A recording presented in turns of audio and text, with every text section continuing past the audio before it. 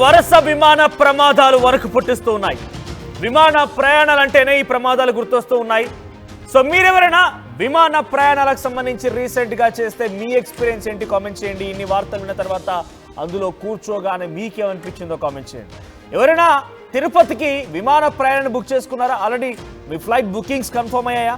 అయితే డెఫినెట్గా ఈ వార్త మీరు వినాల్సిందే.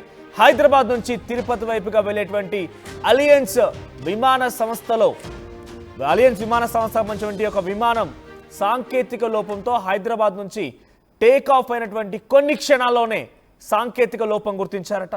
సో వెంటనే గాల్లో కాసేపాటుగా అలా చక్కర్లు కొట్టి మళ్ళీ ఎమర్జెన్సీ ల్యాండింగ్ చేశాడు పైలట్. అయితే ఆ సమయంలో విమానంలో 67 మంది ప్రయాణికులు ఉన్నారు. సో విమానం ఎమర్జెన్సీ ల్యాండ్ అవడంతో ప్రయాణికులంతా ఒక్కసారిగా ఉలిక్కి పడ్డారు, ఒక్కసారిగా భయాందోళనకు గురయ్యారు.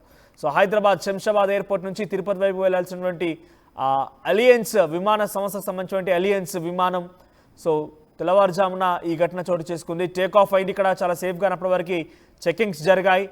ప్రయాణికులంతా లోపల కూర్చొని ఉన్నారు. ఇక రెడీగా ఉంది. టేక్ ఆఫ్ అయింది. టేక్ ఆఫ్ అయినటువంటి కొద్దిసేపట్లోనే సాంకేతిక సమస్యను గుర్తించారట. ఇక గాల్లో ఎగురుతూ ఉండగానే సాంకేతిక సమస్యను గుర్తించినటువంటి ఆ పైలట్ కొద్దిసేపు పాటుగా గాల్లోని చక్కర్లు కొట్టాడు.